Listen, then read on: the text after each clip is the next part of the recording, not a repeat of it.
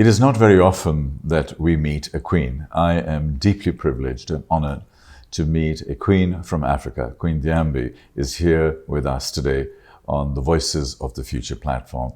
She is indeed a voice of the future. She's a voice of wisdom. She's the voice of the indigenous people. She's the voice of humanity. She's the voice of bringing culture and bringing the wisdom of the ancestors to today. And today she is on our platform talking to you and engaging with yourself in terms of the voice that we have to engage with as far as the future is concerned. Your Majesty, wonderful to have you. Lovely to meet you. It's a pleasure. Thank you very much for taking the time to come and have a conversation with me. So, yeah. Tell us about yourself. I mean, where you are. Firstly, all of your titles and being the Queen. Yes, it's quite complex actually, because I'm Queen Diambi Kabatuswila Chiyomwata Mukalenga Mukajiwanka Shama Wabakwaluntu Wabaluba Wakasai Wakongo. So that's a long name and title, but it really means Diambi, who is the bearer of good news. That's my name.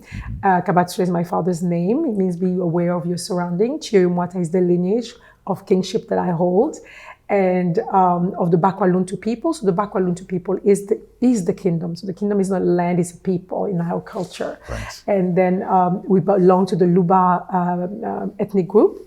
And that group is mainly in Kasai, in the Democratic Republic of Congo today.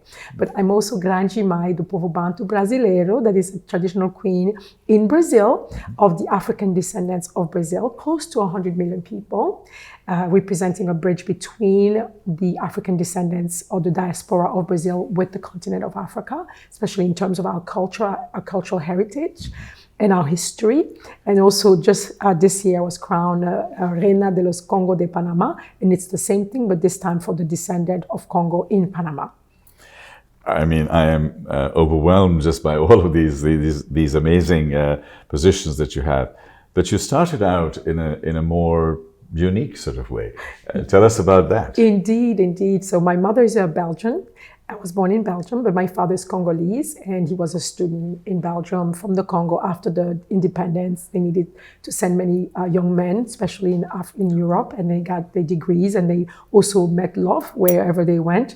And so we are the product of this post-independence, new Africa, and so now we are kind of like in between both worlds, where I think a lot of us can rebuild, be bridge builders, because we have a sensibility and a sensitivity to both cultures, one that is of the so-called oppressor at the time, and one who's the one of the oppressed. So finding the peace between those two structures is quite essential if we want to go forward.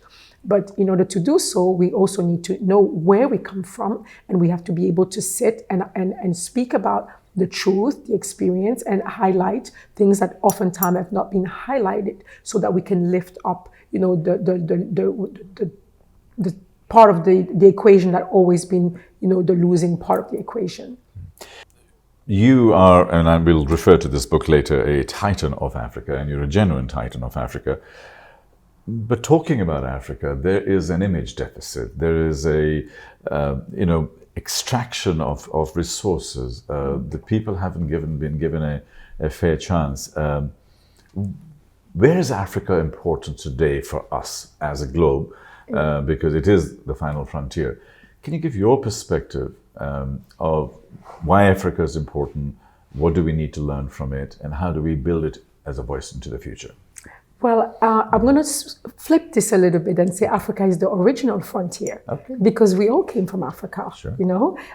Humanity has been in Africa, give or take 400,000 years.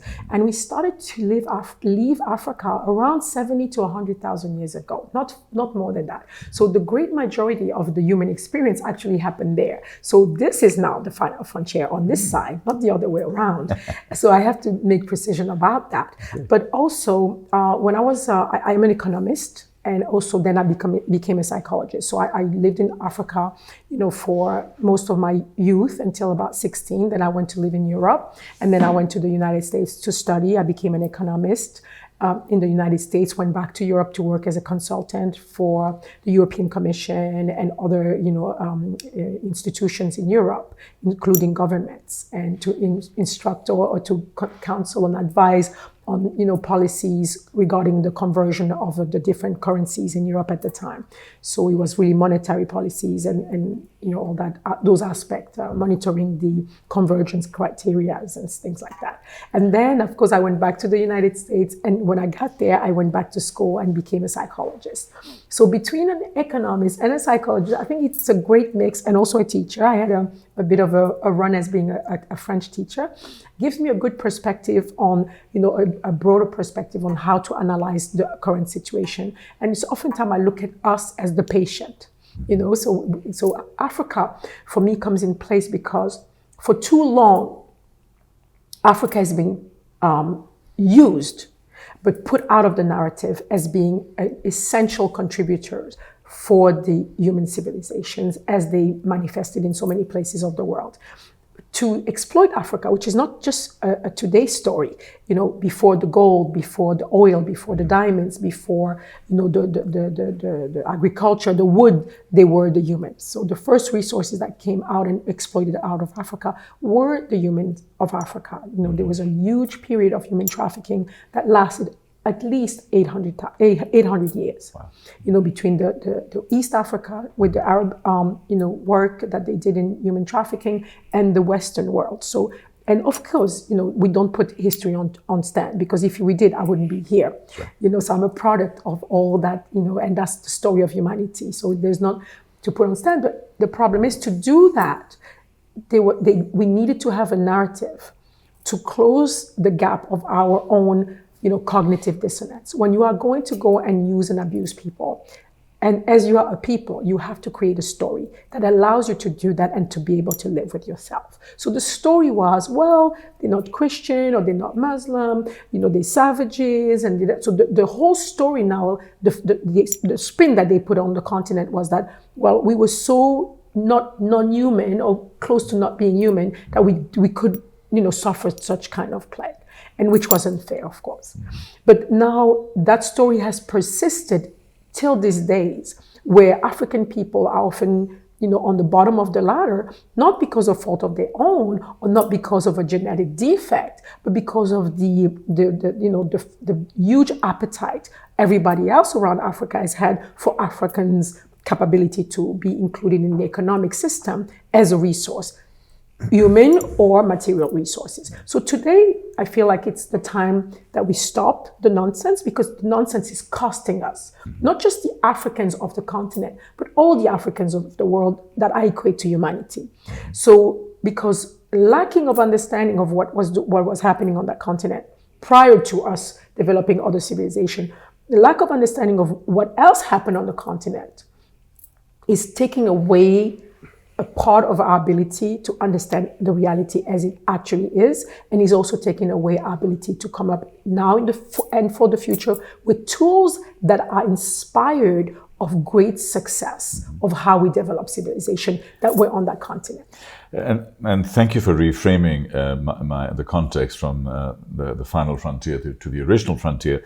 But now where we are, Africa is emerging or re-emerging again, to use your framing.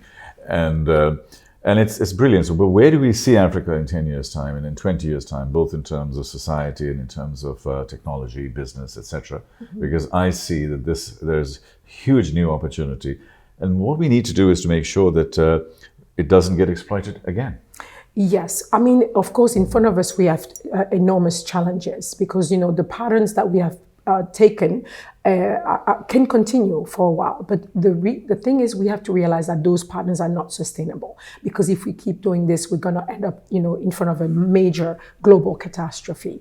Africa is faced with, of course, the challenge of being seated on one of the wealthiest grounds on the planet, with all these resources that we so much need if we want to carry on with developing as we are, with extreme, industrial technologies, that permeates all the areas of our lives. So where do we get this technology from? Yes, indeed, from cogitation of our brains, but also from raw material, because all the new technology doesn't stand alone in the ether. It has to be anchored in material and manifested in hardware. So all of the material to build those things are in Africa indeed.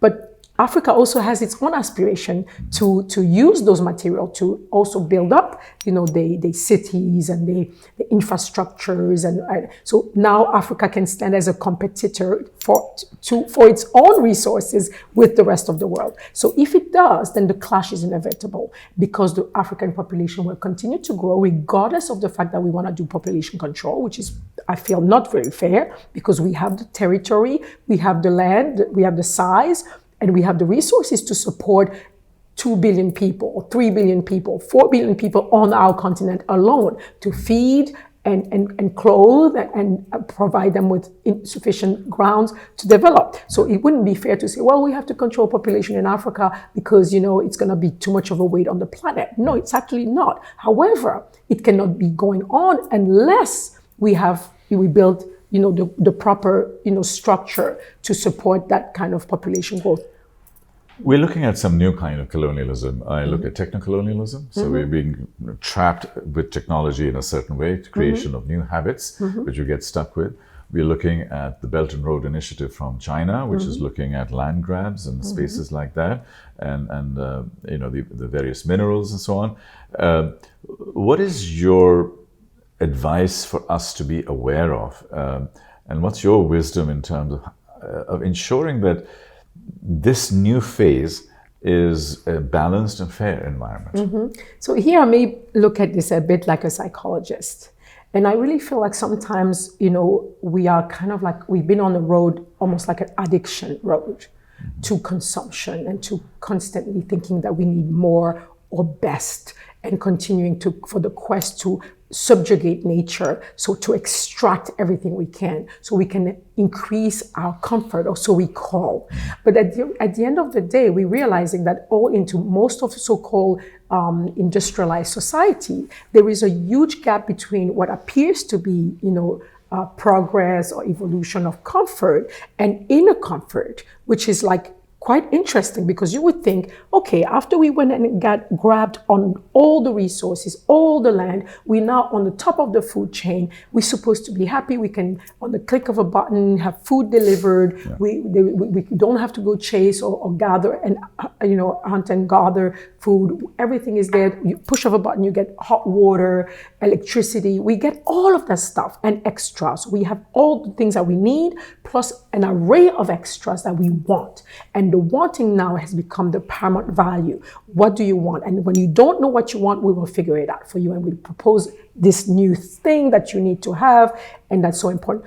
And yet again, the happiness, the sense of humanity, that what makes you so comfortable of being human, is now lacking, because we see a lot of mental distress, a lot of anxiety. So it's a society we're creating, a civilization, is extremely anxiogenic, and it's creating havoc in terms of human development. And we see it in the newer generation, the lack of ability to socialize, extreme depression. The numbers are on top of the roof. I mean, it's really ridiculous, the number of kids that are committing suicide in the Western paradigm. So the reality is telling us, yeah, this is what we aspire to be, those skyscrapers and further, and yet again, something is fundamentally, being decayed. So what is the price we are paying for that? So this is where the indigenous communities are, for me, I look at them as a potential resource to restructure that inner being, so that inner being may no longer need an outdoor shell to feel like this is what it is to be human, but can restore a sense of humanhood, if I may say, that we can go and get into the ancient wisdom of Africa, of Asia, of Europe, of the Americas, because something obviously is in a clash. Why is it that you should be the happiest? You're on top of the world now. What's going on? Why are your children killing themselves? Why is your future killing itself. So maybe because nature has it so that there is a self-correcting mechanism that says this is not sustainable and therefore we cannot live like this. So if we have to start thinking about alternative forms of life, why not go to those who have mastered the ability to live in harmony with nature, have developed amazing civilization. And this is why I come with the voice of the ancestors from Africa. Africa is not being given the rightful place in terms of its contribution to civilization. In Congo, we are doing mathematics 25,000 years ago. How come the children in school don't know that? How come even engineers don't know that? Who are using math every day? Why is it that we are not talking about the fact that the binary code to code a machine is also an African, technology? Why is it we're not talking about the fact that all huge cities in Africa, even small villages, were all built on a pattern of fractal mathematics? So we are far from the African, the savage African, who's only playing with silex, for 400,000 years, and then the European just get there, and then it's not the truth. And that is maybe uncomfortable because we've built this paradigm based on the story that was told, a narrative that served well then, but it's no longer serving now because it's now creating an imbalance. So we have to go back and do what we call in Tui, the language of one of the languages in Ghana, Sankofa. Sankofa means when you lost, which seemed to be a bit of the case. Go back, fetch what was good, and bring it back to the forefront so you can use it to propel yourself in the future and still have the ability to thrive. So for me, speaking about Africa and the refined cultures and the true history of the continent, that doesn't start from slavery or colonization, but that has had many expressions, including Kemet, that only 300 before current era was renamed Egypt by the Greeks, who indeed came there to study and to acquire abundant knowledge, including mathematics.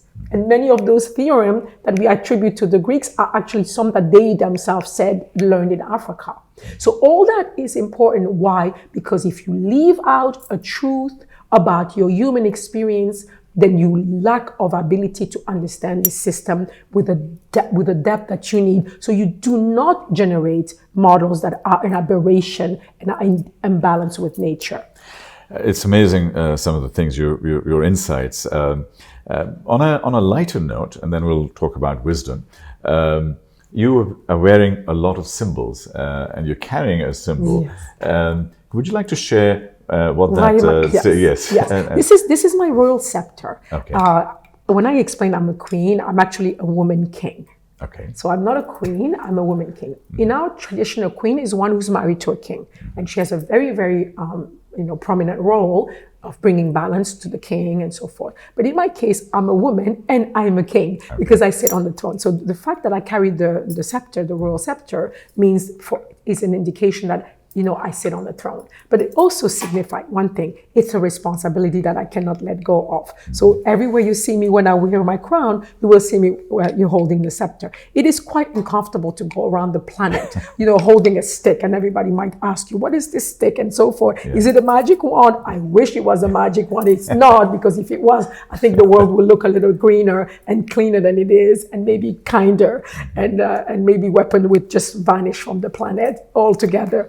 But it is just to symbolize the weight of my responsibility, something that I will not let go of. And also has some few symbols on that about the universe and the creation that is, and limitless and, boundless, entity or energy structures from which life is born, and then it also tells me what are you going to birth out of this power to manifest in reality. So that's why. The crown, this one is just my traveling crown. It's not the one I normally wear on the throne. Mm-hmm. So it's just a crown with a fractal mathematic structure on it for those who are capable of understanding this structure. Okay. But it's a structure that means I come in peace seeking for friendship. So that's the one I will wear to travel around the world. And I think it has served me well because I have friends literally all over the planet. So I'm almost getting to 1 degree of separation from anyone. Yeah. And I'm saying that, this work of going around the world and just hugging people and loving them,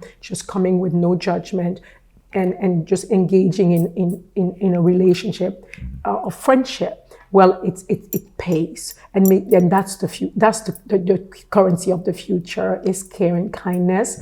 And yes, many masters from the past have come and gone, and we are going to continue to strengthen that, to stress that this is the value, the value that needs to be at the core of everything. It's the values of Mahat, of truth that brings justice. So justice in terms of equilibrium, and then that can yield to harmony. As a speaker, as a futurist myself, my first slide, and I'm going to amend that, I start with trust, truth, and ethics. If you can have that, then the future is safe. But without about harmony, empathy, and values, there is really nothing to look forward to, because we will live in a very difficult world. Another phrase that I always use, and I think I'd love to have your wisdom on that, is that as we become more and more technological in this world, we need to, counterintuitively, we need to become more human.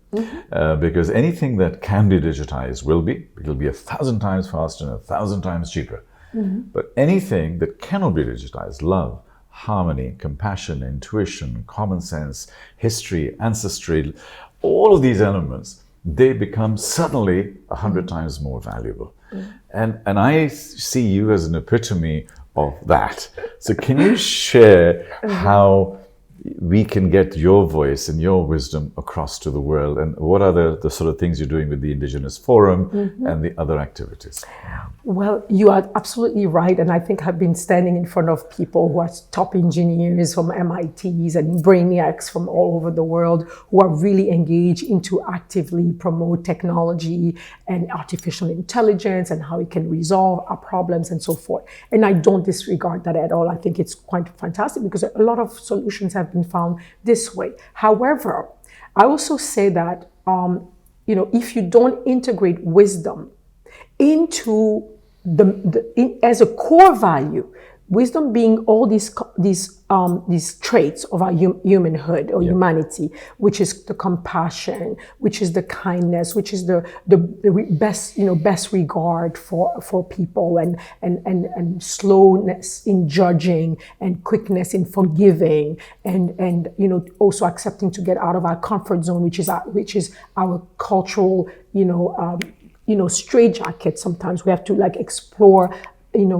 differences, and even if it sometimes may look uncomfortable, but those are the core values that needs to be at the center of all our activities. But if now our activities now are the ones that are now seen to be those who are going to bring solution and increase our humanity, it's actually, for me, the contrary. So what will be the challenge in the future is not if my vacuum cleaner can paint my nails, because I'm sure somebody's working on that while I'm vacuuming, but it's going to be, how do we live on this planet? Because technology does not live in the ether. Technology is anchored in reality. Technology is anchored in the raw material. So this extraction, this drive for extraction and constant binging on natural resources so we can so-called build the solution, may also well be the one digging our grave. So we have to be very balanced, and to be balanced, we have to bring voices that are not similar to ours, because unfortunately this hegemony of owning the solution, the technological solution, can also get us a huge blind spots.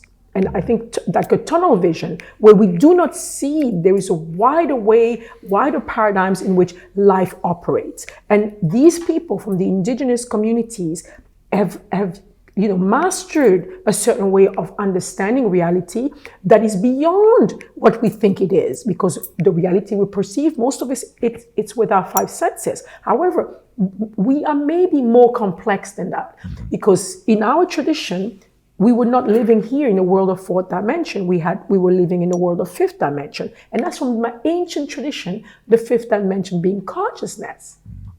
And now we are realizing with quantum physics, but yes, indeed, consciousness may be a huge element. But we also understand that consciousness is not owned by any one individual of the matrix. Yeah. It's actually a supra consciousness exists that is an intelligence that permeates every single living and inanimate, organism that is on the planet and beyond. So how do we inscribe our quest, our constant quest for innovation and solution finding, but how do we inscribe that in the bigger picture? And that's what I think have failed humanity, is that the lack of understanding that including the different worldview, including the different human experiences, would advise us so that the invention or the need for invention could be guided by this kind of like knowledge and I would say the ancient council of all these contributors of who made this reality possible. And I love to see more scientists. I love to see more technocrats and more people getting into the realm of understanding, working on consciousness and developing other tools to measure reality, to really evaluate. Maybe we need solution. Maybe we focusing on the wrong place. Right. Solution might be for something else. The problem might reside somewhere else. And if we have such a drive for binging on everything, maybe it's because we have a huge hole within that we are trying to fill. Yeah. And maybe addressing that might help us and propose us on a different way of handling our brain creativity to innovate, because we are innovators and we cannot take that away from. Yeah. A couple of quick questions and then we can wrap up. The feel-good philanthropy that you sort of see billionaires trying to do good, so to speak, are they doing good in the sense of just dumping money or trying to address certain things like that? Or do we need to look at that whole paradigm from a different lens? Well, I think, of course, I love the fact that people are always interested in helping others. So we cannot take anything away from that movement of people saying, I've done well for myself and maybe now I can contribute to something good. And that's fantastic. However, I think that one of the things that is often left behind when we do the work of philanthropy is that we not looking at what are the core causes of the manifestation of this, very difficult situation. Yeah. Why is it that I'm in the Congo and my villages do not have clean water? So yes, bringing a well and so forth is a wonderful thing, because this is what I do. Why is it that we have children on the street, having orphanages? That's a mitigation. Yeah. And I think like philanthropy has a great role into doing that. However, because of their position, I think that they also should participate in a council to press on and say, listen, I don't mind paying to build orphanages for street children, but I also want to invest in solutions so that we do no longer have street children in the future. So philanthropy for me, I really would like to see a more, not a detached philanthropy for saying, oh, I'm so sorry for these, children. Here is some money. Great. But I would like to see a more engaged philanthropy where those people who have the ability now to help others to say, well, what is the cause, the root cause of this problem?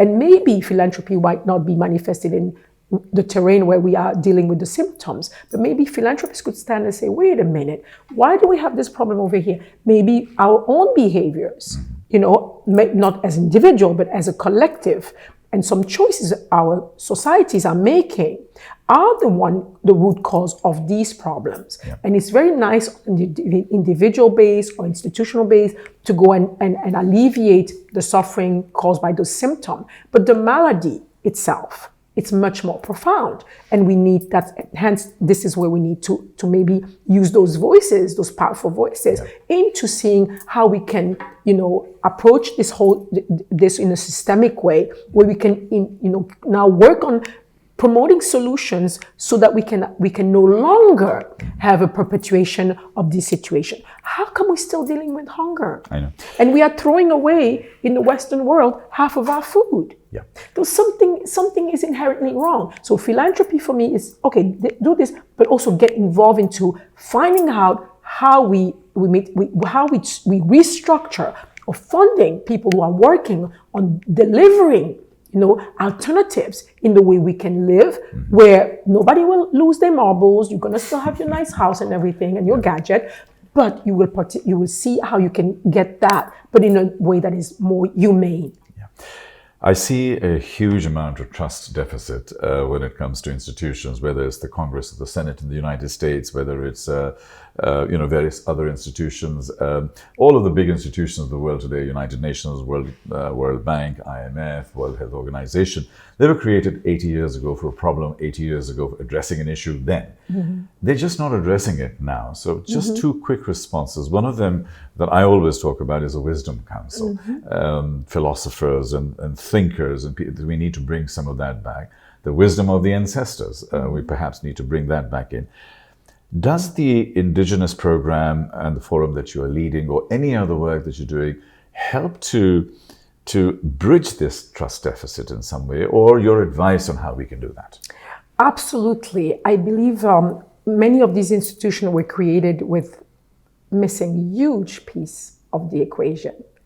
Oftentimes, the people who created those institutions are the same people that caused, the structures to be, such in disharmony with actually what was needed at the time. So my ancestors, I would say the African ancestors, were not around the table.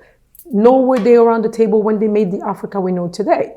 1885, Berlin Conference decided the shape that Africa will take without any single African being around the table. So those institutions, have served their purpose. But indeed, you cannot build institution with only one voice speaking and then expect that the solution speaking out of that voice will fit all. Unless you include diversity around the table of where the decisions are made, you will not have a solution that's going to be a sustainable solution. Because at the end of the day, the model is so much more complex. And refusing to include that diversity and complexity in the big institutions, it's going to be one of the causes of our massive failures in many systems that we see, and we have seen it already. And the indigenous populations, can they make a contribution to give us balance in these institutions? Is that a fresh new way of looking at it? Absolutely. I'm the chair of the World Indigenous Forum. And why a forum? A forum is a place where we congregate. You bring, those voices back, and you also connect them to each other, so we can really create our council and realize who we are, speak about the challenges as we see them, and also invite those who in the bigger, institution find that there is a flaw and that needs to be corrected, and invite them around the table. And also, I have gone already to the UN. I did a speech at the ECOSOC, I think it was in 2019, to say that we needed to include at least an observer role for the indigenous people, and especially for the kings of Africa at the time. But of course, we cannot just be an observer.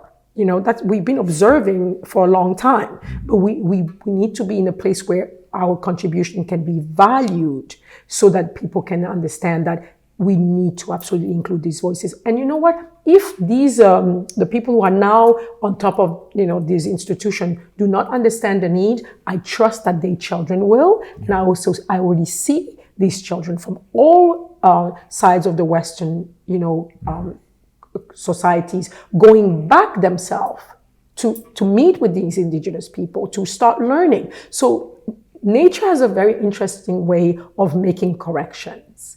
And so what I'm saying is that all we have to do is position ourselves. Either we're going to be in the movement to facilitate nature making corrections, or we're going to be against it. But it's not going to be like you can resist. So the descendants of the people who created these institutions, not all of them, but few of them are actually starting to realize that happiness lies in the fact that we have to find balance within, harmony within, and then we can manifest it out. It's not the other way around. You can surround yourself with the most beautiful decor, and that doesn't mean that you're going to feel harmony inside. You can have your feng shui house, that you now know about feng shui, but if you're not harmonious within, you cannot feel harmony and then if you don't have peace within, you cannot manifest peace outside.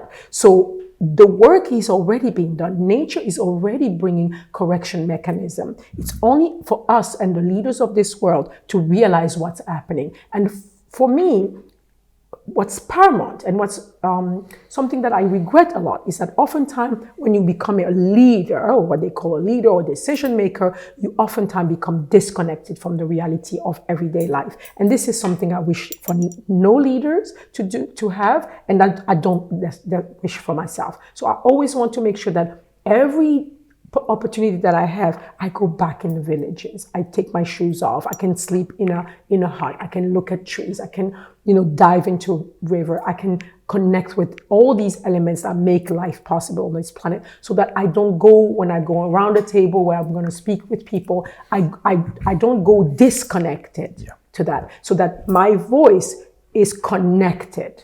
And that's what I feel like all these institutions, sometimes disregard, because they have become extremely technocrats and measure everything to statistics and numbers. And maybe we ought to reintegrate leaders into experience. And this is why in our tradition, a leader, before becoming a king, you have to go to a lot of series of initiation rites. And many of them include you really grounding yourself, feeling the ground, going into the forest, listening to the voice of the forest, listening to the whisper of a river. All of these things are so that you can reacquire the ability to be more sensible to a very complex, structure. So the Indigenous Forum is that platform that we are inviting people to come sit and as a council, right. And then maybe people who are the decision makers in the world can see the validity. Right. Hopefully they will. And if they don't, well, it's still a movement that will continue on. And many civilizations have risen and fallen. So, we have to be very careful to not think that we are exceptional and we will defy the laws of this universe.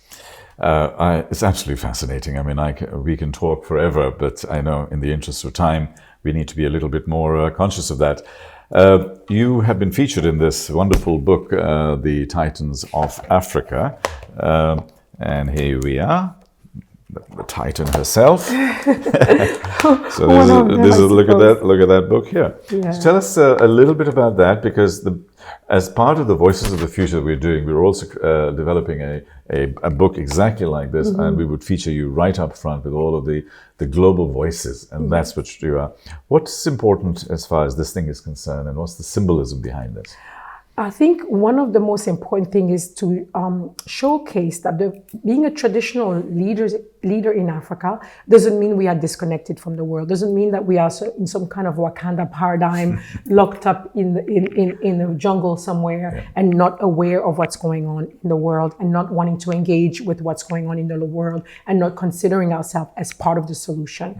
My work, since I was crowned, I decided not to do that. I decided to go out in the world and engage meeting people that are different, so that I can learn from them, but also they can learn about me and about my people, and kind of like bring this truth, our truth, back to the surface, so that it can be, a great source of inspiration and advise our, thought process and decision-making process. Like, for instance, using fractal mathematics to build cities. Why is it that in Africa all cities were built based on a fractal model? Because it was sustainable. And so maybe having all these urbanists and the architects of the future cities to go and take a look at that and study that. So going towards others was for me the paramount value of my reign, because I'm Diambi, the bearer of good news. So to bring good news to my people, I have to go out there in the world and find those news and find the people that are generating those news, and also tell those people that there is a good news coming from Africa. Yeah. The Africa that is basically almost like, I call it the two windows of Africa. One side you have Disney, that is, I don't have anything to say about the Disney institution, but Disney Africa is really the Africa of animals and beautiful fauna and flora, deprived of humanity. Sure. And then you have the CNN Africa, where the only humanity they show you is a humanity of misery. And all the huge trunk in between is completely out of the narrative. And that's not fair. And that's also costing not just the African on the continent, but every single human out there who is indeed an African. So talking about this Africa, giving our mother continent her nobility back, the crown back on our mother will ultimately, yield great blessings for humanity. So my final question is that you have the voices from the ancestors, Yes. then we have the voice of Diambi. Now we have to build your voice into the future. What are your core messages to all of us in the future? What is your final thing that I can go and tell my friends and family that I met Queen Diambi and this is the message for the future? Well, it would be arrogant for me to say that I have like one message, because that would sound like messianic, Yeah. And this is definitely not my stance. I am more of a student than a teacher, but it would definitely be about, I think we're coming full circle. Okay. We left Africa long time ago. We left there with tools in our hands and we went and conquered the planet. We went and built different civilization and we came back to inspire ourselves, because every single culture that is out there came back to Africa to inspire themselves and learn and carry on. But I think that now we are coming full circle where it's important to understand the value of that continent, because I feel like that continent is giving us a great opportunity to reinvent ourselves and to also reinvent how we live on this planet in the future, integrating knowledge, integrating wisdom that is quite, refreshing and very, hopeful, that could really inform us and add into us so that we can really come back to who we fully are, Ubuntu or Muntu, like a fully formed human that is not only an outer shell, but is also an emotional shell, a psychological shell, but also a consciousness shell, kind of reconnecting all the stratas of what makes us human so that we can really amplify a beautiful promise of life that this nature has actually, crafted for millions of years so we can manifest. It's a wonderful way to start concluding. I have a personal question, and that is, how can we in our ecosystem around us, how can we serve you and your message? Is it about just creating this voice, or is it more than that? How can we help? I believe that things grow in an organic way. So of course, already today you are helping me tremendously by just taking an interest in listening to me, because I am not a superstar. I am not, I don't have millions of followers on Instagram. I'm, a regular lady in sense, but wearing the attributes of the power of my people and giving respect and a place. It's already tremendous help. Understanding, asking questions about what I do, and maybe thanks to this, maybe I will get into in front of people who might be interested in helping me do more. But definitely a council of elders, like it is a council of elders or wisdom, to be at the core of building it and acquiring this network throughout a journey in the world, where maybe I will go and knock at everybody's door like I've been doing, and identifying those who are willing and capable of building such a council. So maybe we can also integrate the voices of our children, the voices of our elders, and really have an eclectic bunch who could indeed work on thinking about how we redesign, how we propose to redesign our way of being human. But ultimately, I cannot say to you, well, let's do this, because the solution doesn't lie in one mind.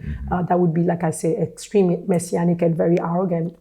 But I believe that just continuing to help me connect and touch as many people as I can and be touched, because it's always a two-way street. Indeed. Because I'm a student, and that would be amazing. Of course, I have orphanages in the Congo. Like I said, I'm a philanthropist because I care for some orphanages. I put clean water in villages. I promote tailors and designers.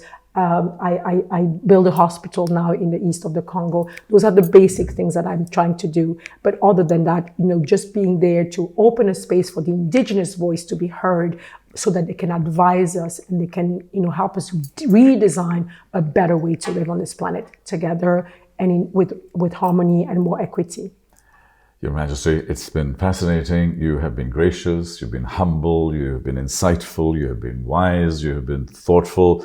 Honestly, it's been one of my truly, truly memorable and inspirational experiences. I am really grateful for this. Thank you. Thank you very for much. your kind welcome. And Thank you. that was really a voice from the future, but also a voice from the ancestors. And I'm humbled. I am genuinely, it's very seldom that this happens to me, but I'm genuinely humbled to have learned from this particular experience and to be able to be inspired from within to project outside. And hopefully we will do that and serve humanity, serve Africa, and serve all of us. Thank you very much. From the Voices of the Future.